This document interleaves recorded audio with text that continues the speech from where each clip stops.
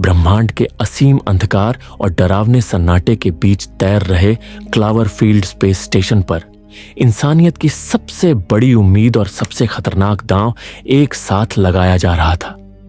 वहां मौजूद वैज्ञानिक एक ऐसी मशीन को सक्रिय करने की कोशिश कर रहे थे जिसके बारे में कहा गया था कि वह पूरी पृथ्वी के एनर्जी क्राइसिस को हमेशा के लिए खत्म कर सकती है। यह था शेपर्ड पार्टिकल एक्सेलरेटर, एक ऐसी तकनीक जिसे इंसान ने खुद बनाया था, मगर जिसकी असली ताकत को शायद पूरी तरह समझा ही नहीं था। शुरुआत में सब कुछ सामान्य लगा। मशीन की धड़कनें तेज होने लगीं, ऊर्जा की लहरें स्टेशन की दीवारों में दौड़ने लगीं। लेकिन अगले ही पल कुछ गलत हो गया। ऊर्जा पैदा करने के बजाय उस प्रयोग ने स्पेस और टाइम की नाजुक परत को ही चीर दिया। एक ऐसा धमाका हुआ जिसने सिर्फ स्टेशन को नहीं बल्कि पूरे ब्रह्मांड की संरचना को झकझोर दिया। उस एक क्षण में हमारे ब्रह्मांड में एक दरार खुल गई, एक अदृश्य लेकिन विनाशकारी दरार। और उस दरार के उस पार क्या था, इसकी किसी ने कल्पना भी नहीं की थी। अलग अलग डायमेंशन से कुछ भयावह, कुछ अज्ञात, कुछ ऐसा जो मानव समझ से परे था, हमारे संसार में प्रवेश करने लगा। जो तबाही ऊपर अंतरिक्ष में शुरू हुई थी, उसका असर धीरे धीरे नीचे पृथ्वी पर भी दिखाई देने लगा। आसमान अजीब घटनाओं का गवाह बनने लगा और शहरों पर अज्ञात छायाएं मंडराने लगी। वैज्ञानिकों ने अनजाने में मल्टीवर्स के ऐसे दरवाजे खोल दिए थे जहां से ऐसी अनदेखी और अनजानी शक्तियां बाहर आने लगी जिनकी कल्पना किसी ने अपने सबसे भयानक सपनों में भी नहीं की थी। इंसान ऊर्जा की तलाश में था, मगर उसने अनजाने में अपने ही ब्रह्मांड की सीमाएं तोड़ दी। और अब जो आने वाला था वह सिर्फ एक वैज्ञानिक दुर्घटना नहीं बल्कि पूरी इंसानियत के अस्तित्व की परीक्षा बनने वाला था। लेकिन न्यूयॉर्क शहर में सब इस आने वाले विनाश से अनजान अपनी रोजमर्रा की जिंदगी में खोए हुए थे। आज तारीख थी 27 अप्रैल। इस शहर की भागती दौड़ती भीड़ के बीच रॉब अपनी जिंदगी के सबसे बड़े मोड़ पर खड़ा था। आज की रात उसके लिए सिर्फ एक आम रात नहीं थी बल्कि एक नए अध्याय की शुरुआत थी। उसे जापान में एक शानदार नौकरी मिली थी और अब वह हमेशा के लिए न्यूयॉर्क छोड़कर जाने वाला था। अगले महीने की 22 तारीख को उसकी फेयरवेल पार्टी रखी गई थी और ठीक एक महीने बाद वही रात आ चुकी थी। पूरा महीना उसके दोस्तों ने इसी तैयारी में निकाल दिया था। लिली जेसन के साथ मिलकर सारे जरूरी सामान लेकर रॉब के फ्लैट पर पहुंच चुकी थी। जेसन हर छोटी बड़ी चीज को कैमरे में कैद कर रहा था क्योंकि वह चाहता था कि रॉब के जाने से पहले की हर याद रिकॉर्ड हो जाए। हडसन भी पीछे नहीं था। वह दीवार पर एक बड़ा सा साइन बना रहा था जिस पर सब अपने अपने मैसेज लिखने वाले थे। जेसन ने कैमरा हडसन को पकड़ाया और खुद फ्रेम में आकर रॉब के लिए एक इमोशनल फेयरवेल मैसेज रिकॉर्ड कराया। अब कैमरा हडसन के हाथ में था और वह पार्टी में आए हर मेहमान के पास जाकर उनसे कुछ न कुछ कहलवा रहा था। तभी लिली ने जब हडसन के हाथ में कैमरा देखा तो वह थोड़ा नाराज हो गई। उसने रिकॉर्डिंग की जिम्मेदारी जेसन को दी थी, लेकिन हडसन ने मुस्कुराते हुए कहा, चिंता मत करो, मैं सब सही से रिकॉर्ड करूंगा। कुछ ही देर बाद रॉब पार्टी में पहुंचा। जैसे ही उसने अपने सारे दोस्तों को एक साथ देखा, उसके चेहरे पर सच्ची खुशी चमक उठी। उसने सबको गले लगाया, सबका शुक्रिया अदा किया और माहौल एक बार फिर हंसी और म्यूजिक से भर गया। लेकिन यह खुशी ज्यादा देर टिक नहीं पाई। उसकी नजर बेथ पर पड़ी। वह किसी और लड़के के साथ आई थी। रॉब का चेहरा पल भर में उतर गया।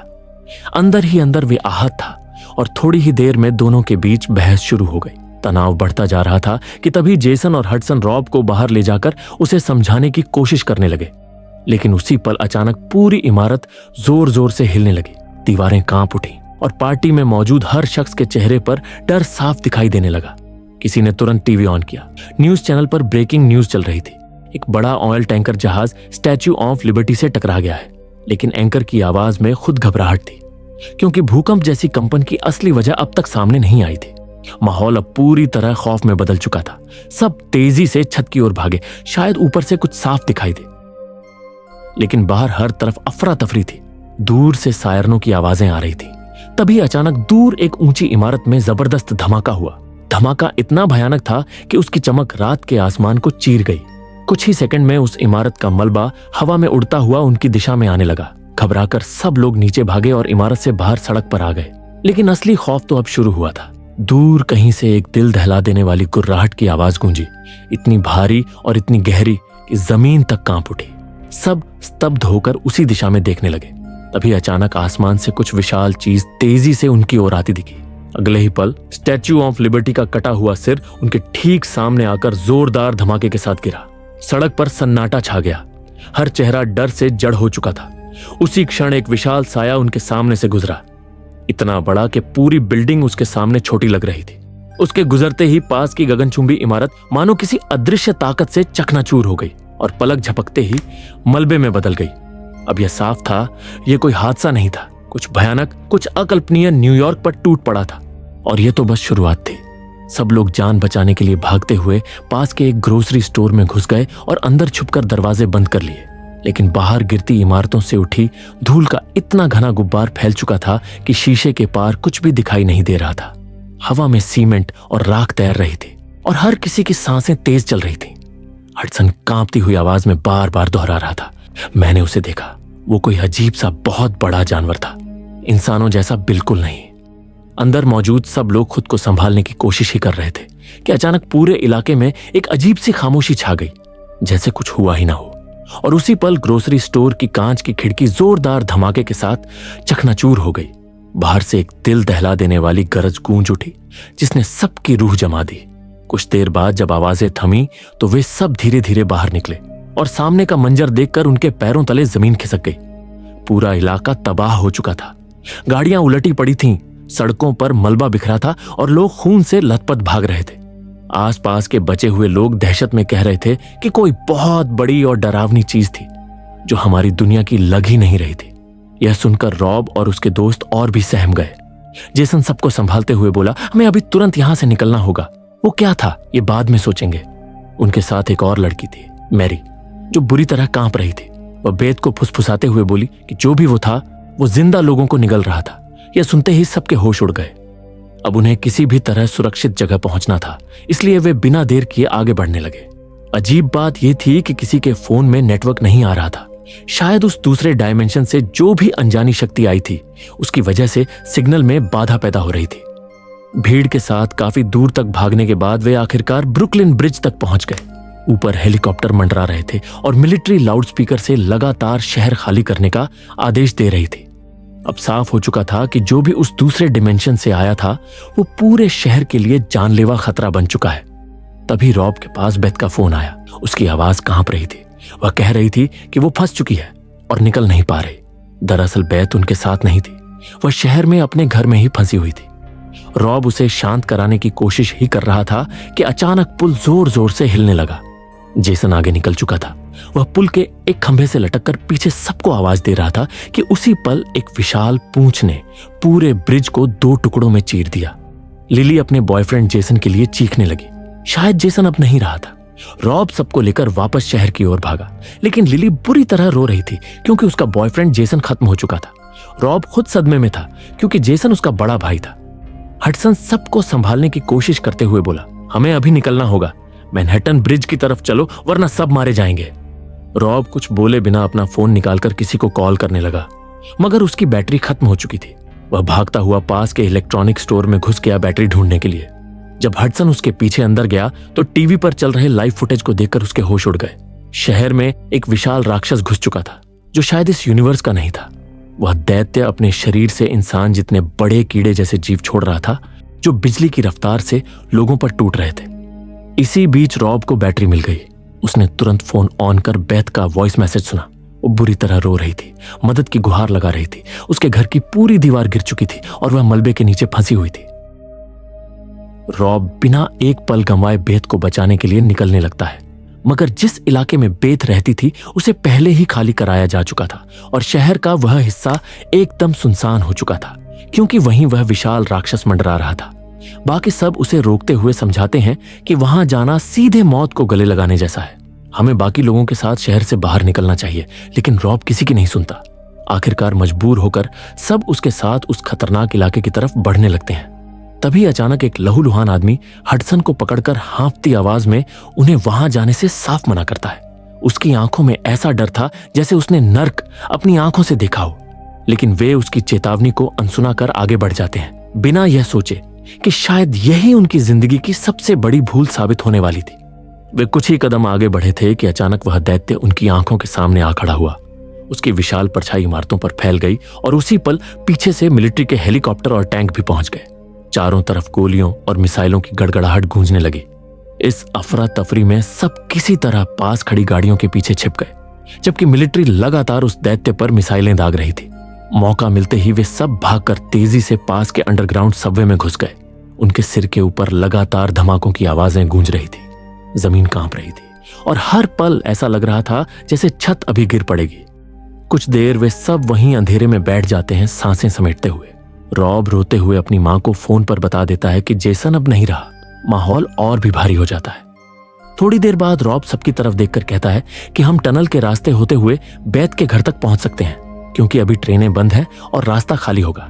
बाकी सब उसकी बात मान लेते हैं और गहरे अंधेरे सुरंग में कदम बढ़ा देते हैं, जहां हर परछाई में खतरा छिपा हो सकता था।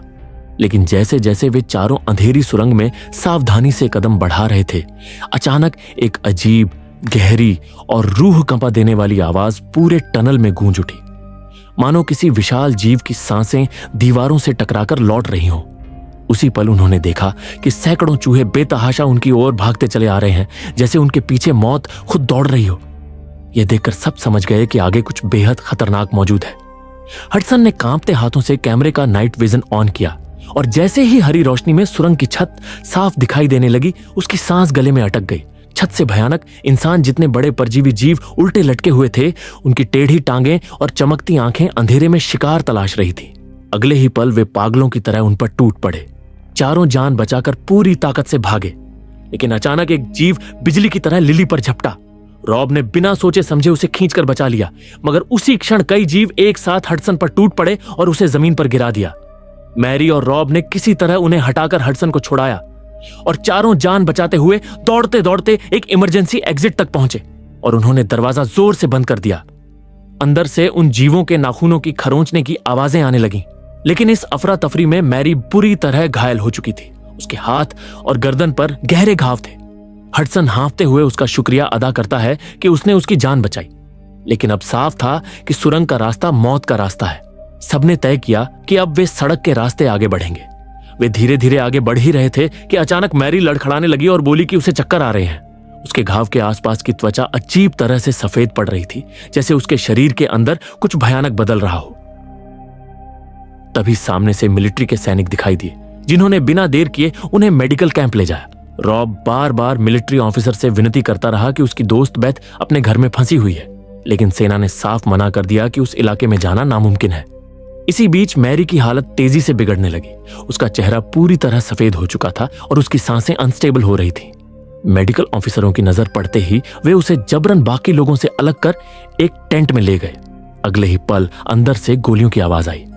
मैरी को मार दिया गया था। यह देख रॉब, हडसन और लिली के पैरों तले जमीन खिसक गई।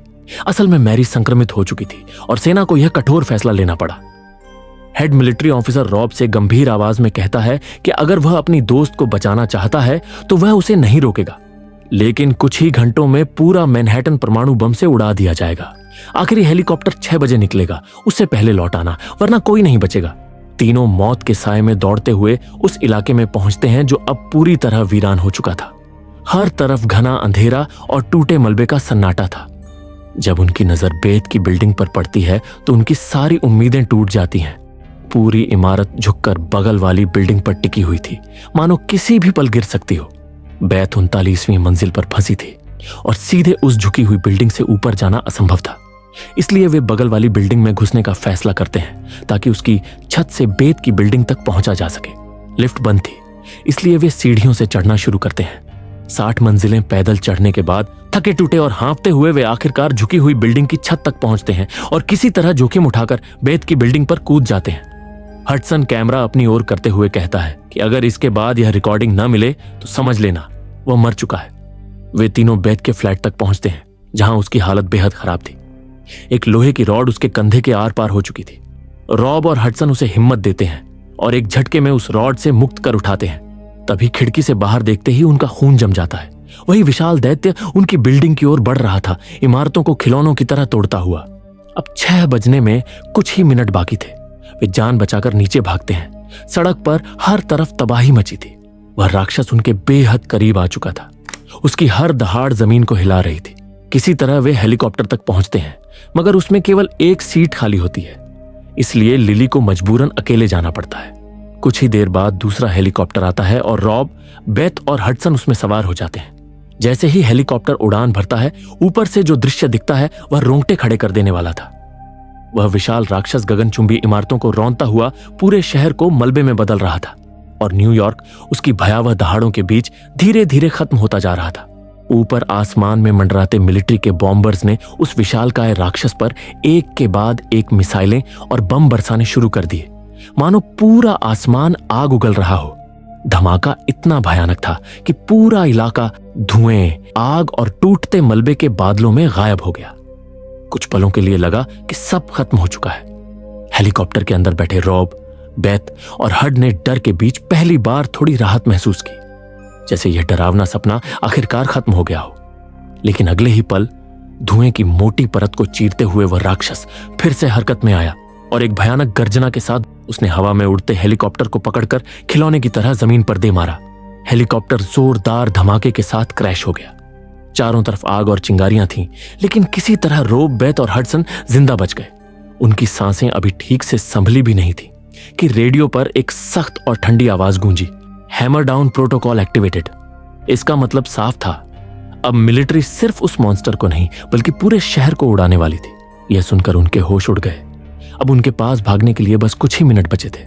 वहां से निकलने की कोशिश में जैसे ही हड ने पीछे मुड़कर देखा, मौत उसके ठीक सामने खड़ी थी। वह दैत्य उसके बिल्कुल पीछे आ चुका था और एक ही पल में उसने हड को बेरहमी से मार डाला। रोब के लिए यह सबसे बड़ा झटका था। उसका सबसे करीबी दोस्त उसकी आंखों के सामने चला गया। वह अंदर से टूट चुका था, लेकिन बेथ अभी जिंदा थी और उसे बचाना ही अब उसका आखिरी मकसद था। उसने हड का कैमरा उठाया और बेथ को सहारा देते हुए सेंट्रल पार्क के एक ब्रिज के नीचे जाकर छिप गया। तभी पूरे शहर में एक लंबी और डरावनी सायरन की आवाज गूंज उठी। यह आखिरी चेतावनी थी। अब बचने की कोई उम्मीद नहीं थी। रोब ने कांपते हाथों से कैमरा अपनी तरफ घुमाया। उसकी आंखों में डर और दर्द साफ दिख रहा था। उसने धीमी आवाज में कहा, आज से 7 घंटे पहले किसी अनजान चीज ने हम पर हमला किया और उसने मेरे सारे दोस्तों को मार डाला। उसकी आवाज टूट रही थी, लेकिन वह रिकॉर्ड करता रहा, जैसे यह वीडियो ही उनकी कहानी का आखिरी सबूत हो। दोनों अपनी आखिरी बातें कह ही रहे थे कि अचानक परमाणु हमला शुरू हो चुका था। एक ही पल में भयानक धमाका हुआ। हवा का झटका इतना ताकतवर था कि पूरा ब्रिज उनके ऊपर आ गिरा और कैमरे की स्क्रीन काली हो गई। इस पूरे ग्रुप में से सिर्फ लिली ही जिंदा बची, क्योंकि वह दूसरे हेलीकॉप्टर में थी और शहर से बाहर निकल चुकी थी। न्यूयॉर्क अब सिर्फ राख, धुएं और मलबे का ढेर बन चुका था। बाद में यूएस मिलिट्री को सेंट्रल पार्क के उसी टूटे हुए ब्रिज के नीचे यह कैमरा मिला। इस फुटेज ने दुनिया को उस रात की सच्चाई दिखा दी। वह खौफ, वह तबाही और वह राक्षस जो शायद उस न्यूक्लियर धमाके में खत्म हो गया हो। लेकिन खतरा यहीं खत्म नहीं हुआ था, क्योंकि अंतरिक्ष में हुई उस एक गलती ने सिर्फ न्यूयॉर्क में दरार नहीं खोली थी। मल्टीवर्स के दरवाजे खुल चुके थे। दुनिया के अलग अलग हिस्सों में अजीब घटनाएं शुरू हो चुकी थीं। दूसरे डायमेंशंस से अनजानी शक्तियां और मॉन्स्टर्स इस दुनिया में कदम रख रहे थे। इंसानियत को लगा था कि उसने जंग जीत ली, लेकिन असली जंग तो अब शुरू हुई थी। और इसी बेचैन कर देने वाले सस्पेंस के साथ फिल्म यहीं खत्म हो जाती है। दोस्तों, अगर आपको भी मेरी तरह सर्वाइवल, थ्रिलर और हॉरर मूवीज पसंद है तो हमारा नया चैनल मूवीवर्स थ्रिलर मिस मत करना। वहां आपको मिलेगी एक से बढ़कर एक स्पाइन चिलिंग एक्सप्लेनेशंस। चैनल की डिटेल्स नीचे पिन्ड कमेंट में है, या फिर आप स्क्रीन पर आ रहे आइकन पर क्लिक करके भी अभी सब्सक्राइब कर सकते हैं।